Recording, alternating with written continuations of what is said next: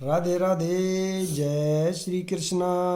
आज मैं श्रीमद् भागवत गीता का अध्याय नंबर 13 का सीरियल नंबर 4 को पढ़ रहा हूँ। सुख दुख भौतिक जीवन को दूषित करने वाले हैं। मनुष्य को चाहिए कि इन्हें सहना सीखे, जैसा कि भगवत गीता में उपदेश दिया गया है। कोई कभी भी सुख दुख के आने जाने पर प्रतिबंध नहीं लगा सकता।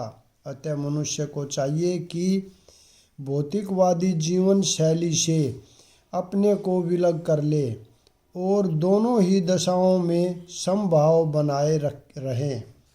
सामान्यतः जब हमें इच्छित वस्तु मिल जाती है तो हम अत्यंत प्रसन्न होते हैं, और जब अनिच्छित घटना घटती है तो हम दुखी होते हैं। लेकिन यदि हम वास्तविक आध्यात्मिक स्थिति को प्राप्त हों तो ये बातें हमें विचलित नहीं कर पाएंगी। इस स्थिति तक पहुँचने के लिए हमें अटूट भक्ति का अभ्यास करना होता है। विपथ हुए बिना कृष्ण भक्ति का अर्थ होता है भक्ति की 9 विधियों कीर्तन, श्रवण, पूजन आदि में प्रवृत्त होना, जैसा 9वें अध्याय के अंतिम श्लोक में वर्णन हुआ है। इस विधि का अनुसरण करना चाहिए। यह स्वाभाविक है कि आध्यात्मिक जीवन शैली का अभ्यस्त हो जाने पर मनुष्य भौतिकवादी लोगों से मिलना नहीं चाहेगा।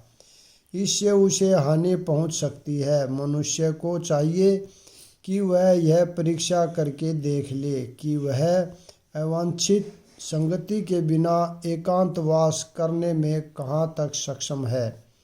यह स्वाभाविक ही है कि भक्त में व्यर्थ के खेल कूद या सिनेमा जाने या किसी सामाजिक उत्सव में सम्मिलित होने की कोई रुचि नहीं होती, क्योंकि वह यह जानता है कि यह समय को व्यर्थ गंवाना है। कुछ शोध छात्र तथा दार्शनिक ऐसे हैं जो काम वासना पूर्ण जीवन या अन्य विषय का अध्ययन करते हैं, लेकिन भगवत गीता के अनुसार ऐसा शोध कार्य और दार्शनिक चिंतन निरर्थक है। यह एक प्रकार से व्यर्थ होता है। भगवत गीता के अनुसार मनुष्य को चाहिए कि अपने दार्शनिक विवेक से वह आत्मा की प्रवृत्ति के विषय में शोध करे। उसे चाहिए कि वह अपने आत्मा को समझने के लिए शोध करे। यहाँ पर इसी की संतुति की गई है। जहाँ तक आत्म साक्षात्कार का संबंध है, यहाँ पर स्पष्ट उल्लेख है कि भक्ति योग ही व्यवहारिक है। जो ही भक्ति की बात उठे तो मनुष्य को चाहिए कि परमात्मा तथा आत्मा के संबंध पर विचार करे। आत्मा तथा परमात्मा कभी एक नहीं हो सकते। विशेषता भक्ति योग में तो कभी नहीं। परमात्मा के प्रति आत्मा की यह सेवा नित्य है, जैसा कि स्पष्ट किया गया है। अतएव भक्ति शाश्वत है। मनुष्य को इसी दार्शनिक धारणा में स्थित होना चाहिए। श्रीमद् भागवत में व्याख्या की गई है, वदन्ति तत्तव विदेस्तवम यज्ञानम दयम। जो परम सत्य के वास्तविक ज्ञाता हैं वे जानते हैं कि आत्मा का साक्षात्कार 3 रूपों में किया जाता है, ब्रह्मा, परमात्मा तथा भगवान। परम सत्य के साक्षात्कार में भगवान पराकाष्ठा होते हैं। अतएव मनुष्य को चाहिए कि भगवान को समझने के पद तक पहुँचने और भगवान की भक्ति में लग जाएं। यही ज्ञान की पूर्णता है। विनम्रता से लेकर भगवत साक्षात्कार तक की विधि भूमि से चलकर ऊपरी मंजिल तक पहुँचने के लिए सीढ़ी के समान है। इस सीढ़ी में कुछ ऐसे लोग हैं जो अभी पहली सीढ़ी पर है, कुछ दूसरी पर तो कुछ तीसरी पर। किंतु जब तक मनुष्य ऊपरी मंजिल पर नहीं पहुंच जाता तो जो कि कृष्ण का ज्ञान है, तब तक वह ज्ञान को की निमंत्रण अवस्था में ही रहता है। यदि कोई ईश्वर की बराबरी करते हुए आध्यात्मिक ज्ञान में प्रगति करना चाहता है तो उसका प्रयास विफल होगा। यह स्पष्ट कहा गया है कि विनम्रता के बिना ज्ञान संभव नहीं है।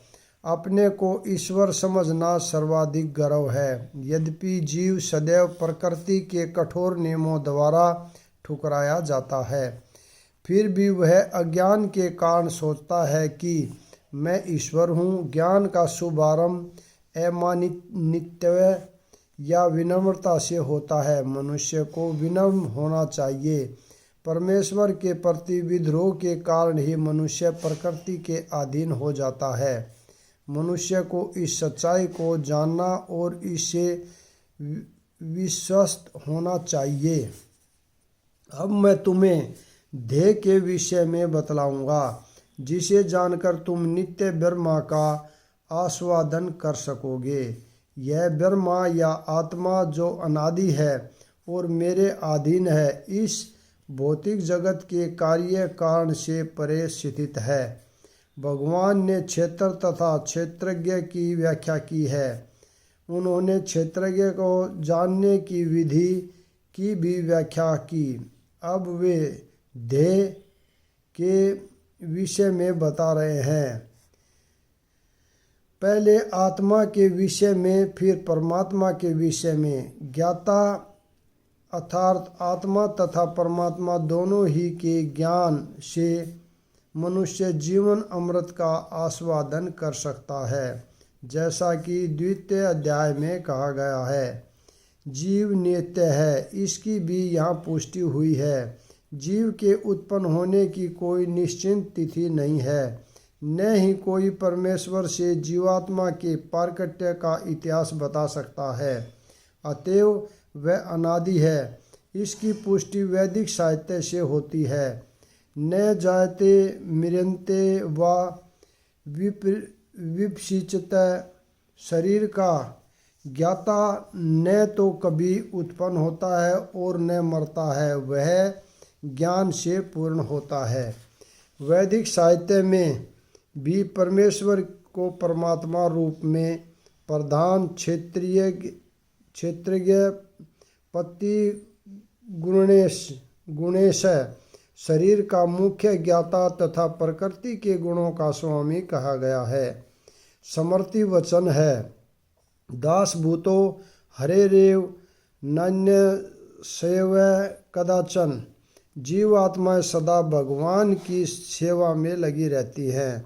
इसकी पुष्टि भगवान चैतन्य के अपने उपदेशों में भी है। अतएव इस श्लोक में ब्रह्मा का जो वर्णन है वह आत्मा का है, और जब ब्रह्मा शब्द जीवात्मा के लिए व्यवहित होता है तो यह समझना चाहिए कि वह आनंद ब्रह्मा न होकर विज्ञान ब्रह्मा है। आनंद ब्रह्मा ही परम ब्रह्मा भगवान है। उनके हाथ, पांव, आंखें, सिर तथा मुंह तथा उनके कान सर्वत्र हैं। इस प्रकार परमात्मा सभी वस्तुओं में व्यापक होकर अवस्थित है। जिस प्रकार सूर्य अपनी अन्यतः रश्मियों को विकीर्ण करके स्थित है, उसी प्रकार परमात्मा या भगवान भी है। वे अपने सर्वव्यापी रूप में स्थित रहते हैं और उनमें आदि शिक्षक ब्रह्मा से लेकर छोटी सी चींटी तक के सारे जीव स्थित हैं।